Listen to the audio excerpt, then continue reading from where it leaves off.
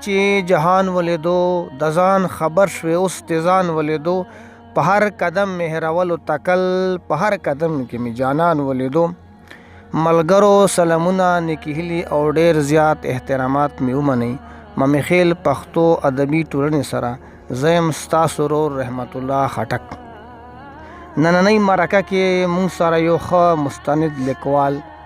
نستی کوي په وطن مین په پښتو ادب مین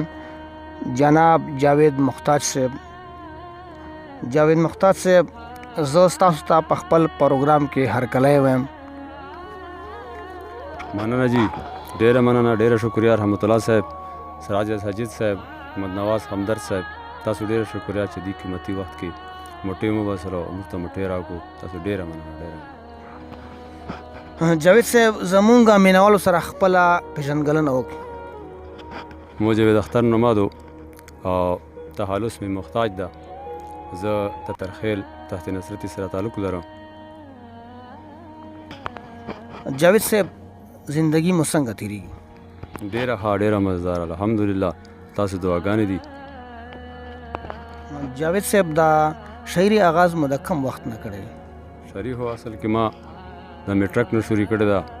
خو هغې ټیم کې څه شاعري اوله واله که نه ګډه وډه وي بیا ورو ورو روان یو ټوکې بس هغه ملګري دي یاران دي کله کله کلمونه پکې لیکو په شاعري کې مو د خوښې چیز نظم غزل چربیاته کوم مو د خوښې چیز دی هسې رحمت الله صاحب لیکم خو تقریبا هر یو غم د مې کوشش کړی ده خو غزل مې خوښ دی او غزل لیکم هم زمونږ مینوالو سره داسې خوږ کلام شعر ولې نه دي دا غزل نه مخکې به جي دوه شعرونه وایو رحمت الله صاحب د کاږه رڼه باڼه دی د کاږه واږه باڼه دی اشنا نور کاږه واږه کا چې ارمان دې پاتې نشي ارمانونه دې پوره کا ستا د حسن تقاضې به څومره ډېرې وي جانانه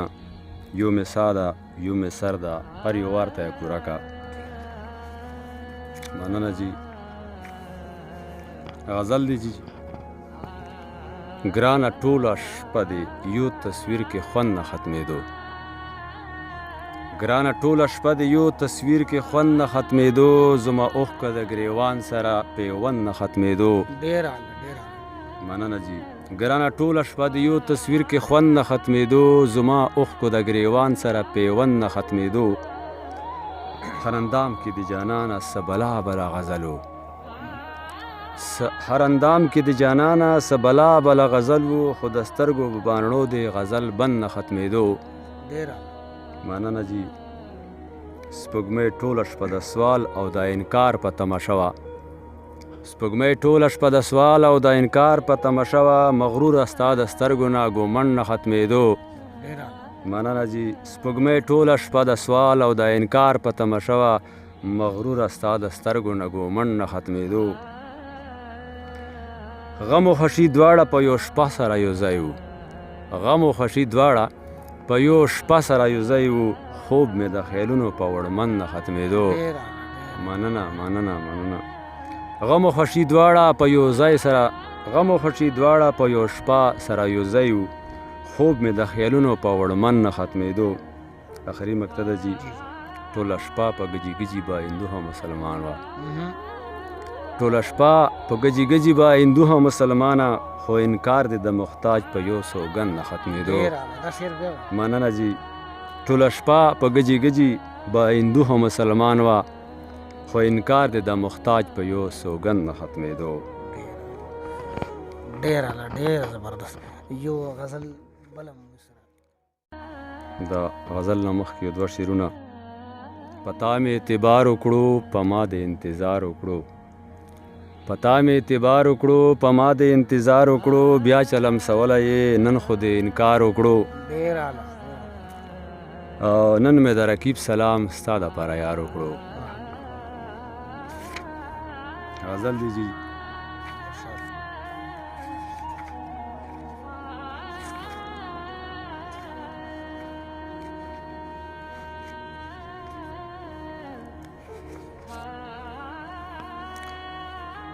جانانه څه وشو چې کال بدل شو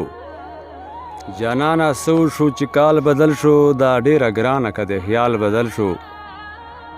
ستا په نفرت کې څه کمیره نغله